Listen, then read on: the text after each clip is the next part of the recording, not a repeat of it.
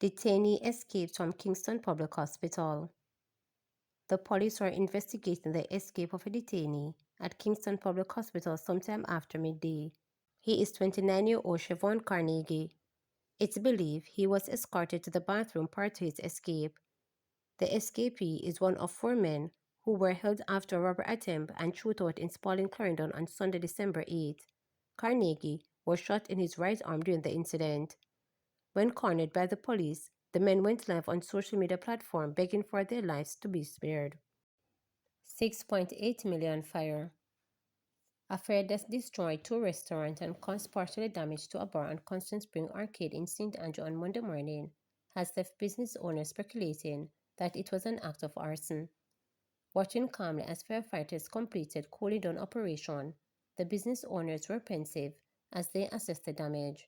Restaurant owner Kedisha Miller said she was at home when she got the dreaded call that her shop was on fire and rushed to the scene. When she arrived, she was shocked to find out that it was her restaurant, not her clothing store, also located in the arcade, that was ablaze. No short something no in my shop, and the gas always duck off. So me now ask you, is somebody burn it down? I was here yesterday, and when I leave, everything was good, she told reporters on the scene, adding that she left the arcade sometime after 5 p.m. on Sunday. I'm telling you, the restaurant is going on well, so I know it's people do it. Because, me I tell you, them people in here, most of them don't support me. It's like me get support from everywhere else in the store. The passport office, around 1 and 2 will buy, but some of them don't. I know it's somebody burn it down, Miller insisted. She said that a large stock of premium liquor that she had bought in preparation for the New Year celebrations was destroyed in the blaze. Additionally, furniture and appliances in her restaurant, which she estimated at $3 million in value, were also destroyed. I have to fix it up, Mark. That is my plan right now, and I have to start right now because, as I tell you, I have a lot of customers, and I don't want to lose my customers, base to drop because of this. So I have to hurry up and deal with it. Back food in the new year. Me supposed to up and running by next week, she declared with optimism. According to Jamaica Fire Brigade Assistant Superintendent Courtney Thompson, firefighters were alerted to the blaze at the Kingston and St. Andrew Municipal Corporation owned arcade at approximately 8:05 a.m. 4 units, 1 each from Halfway 3 and Stone Hill stations, and 2 from York Park were dispatched. A total of 24 firefighters were on the scene. Preliminary investigations estimated 6.8 million in losses, stated Thompson. The cause of the fire was not yet revealed up to press time. However, Tyrone Simpson, part owner of the other restaurant that was destroyed, is adamant that a swift investigation needs to take place. It wasn't being operated as a restaurant, it closed down, so we were supposed to renovate it. Nothing was actually going on there. We just unpack up everything and leave it. We had big plans for the next month, he said, puzzled as to how the store caught fire. However, he said he would not let the incident ruin his new year. Nothing in life can set me back. Once I have life, I can still go on. But the thing about it is, I just want to know where we'll go from here. If the KSAMC will sort it out, he told reporters. Similar sentiments of a positive new year were shared by Carlin Spencer, whose bar was slightly damaged by the blaze. I accepted life a long time ago for what it is, so I don't let this bother me. Fire is fire. If it's rain, whatever come, I accept it. No pressure on the heart about it. The show has to go on, so if it's fire, we start again because all is not lost, she stated. They are worse than me. Their shop are gone. Their shop that burned out completely. I sustained some damage. I can repair. They have to rebuild. I can repair.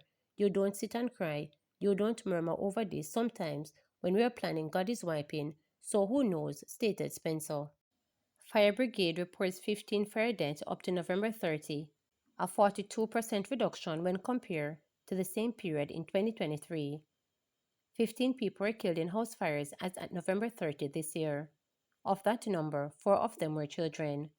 Speaking with reporters, Commissioner of the Jamaica Fire Brigade Stuart Beckford says though the statistic is daunting, it represents a 42% reduction when compared to last year's data for the similar period.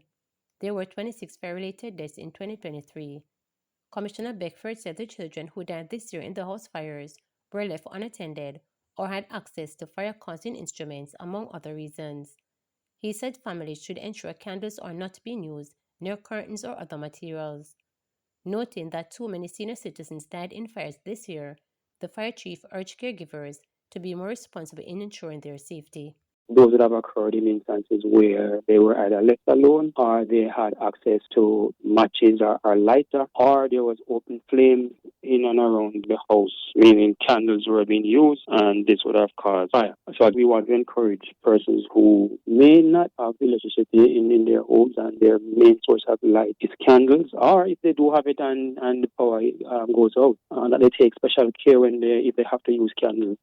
We recommend, another source of light, maybe a flashlight or one of those solar lamps instead of candles. But we know that persons have already access to candles, and this may be the cheapest source. But you have to use it. We want to encourage you to make sure that you take special caution. The risk will be increased if you have that candle close to flammable material, whether it's a window curtain or any other flammable material that you may have in the house, or if you put it on a surface that will cause it to burn. We encourage that you put it in a hard surface, or better yet, put it in a container with some water, so when it burns down, it will extinguish by itself. We are seeing that the majority of these deaths involve persons, senior citizens, some with issues in terms of their mobility, some who may have been living alone or may have had caregivers and were left alone when the fire would have occurred. We want to make a special plea to persons who have responsibility for taking care of our senior citizens to ensure that appropriate steps are taken in terms of making sure that if the caregiver is going to be away from the home, that steps are taken to put measures in place to ensure that there is somebody there to watch over them until the person gets back. Lay down your weapons. Police Commissioner Dr. Kevin Blake has scoffed at the suggestion that trigger-happy cops engage in extrajudicial killing that have been increasing leading up to the sharp rise in fatal shootings by members of the Jamaica Constabulary Force. The Independent Commission of Investigations INDECOM has reported that 187 people have been fatally shot by members of the security forces during 2024. This is 32 more than the 155 reported for all of 2023, and when the country recorded a 16% increase in fatal shootings by members of the security forces compared to 2022. Questions about fatal shootings by members of the JCF intensified last month when two policemen were speedily charged with murder, among other offenses in connection with the fatal shooting of three men in East Kingston. Corporal Mark Roy and Constable Kelby White were charged with 3 counts of murder, using firearm in the commission of a felony, discharging firearm within 40 yards of a public thoroughfare, and placing an item on the scene of a crime. It was initially reported that 17-year-old Ocean Stubbs, 19-year-old Orlando Campbell, and 20-year-old Keyshawn Smith were fatally shot on November 10 along Windward Road after they engaged members of the police team in a shootout. But following investigations by Indicom, the Office of the Director of Public Prosecutions ruled days later that the cops should be charged. This prompts speculation about other fatal shootings by the police, which have been challenged by residents. But in a message to mark the end of the year, Blake argued that any attempt to say that the police have been trigger-happy must be rejected. We cannot allow the narrative to focus solely on fatal shootings when the evidence overwhelmingly shows that the police strive to preserve lives and uphold the rule of law. Let us not lose sight of this reality as we work towards a safer Jamaica for all, stated Blake, as he noted that significant focus has been placed in some quarters on fatal shooting by members of the JCF last year. Blake said while many of these matters remain under investigation and he must reserve detailed comments, it is important to make a few things clear. We continue to urge members of the public who are confronted by the police to comply with the instructions of the cops, declared Blake, as he pointed directly at armed criminals who engage the police in shootouts. The police have superior training and equipment. Escalating such situation will not end well. Lay down your weapons. Do not raise your guns against the police, stated Blake. It must also be emphasized that the JCF clear preferences is to bring persons before the courts to face justice rather than engage in fatal confrontations. This is evident by the number of wanted persons and highly valued targets who have been pursued, arrested, and brought before the court in 2024, added Blake. He noted that for 2024, 724 illegal guns have been seized by law enforcement officers, with 438 taken from people. That means that on hundreds of occasions, a police officer confronted and apprehended a gunman and charged them under the new Firearms Act.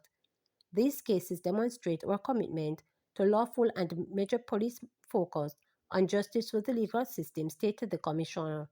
While pointing to a 14% decline in major crimes in 2024, with murders down 18% when compared to the same period in 2023, Blake said the police are determined to build on the success and will be going after major players involved in crime.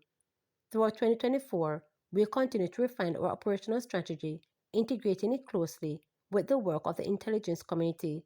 This had enabled us to identify, target, and apprehend high-risk offenders who pose significant threat to public safety. To those offenders who believe they can evade the reach of justice, let me be clear: we know who you are, and our resolve will not waver.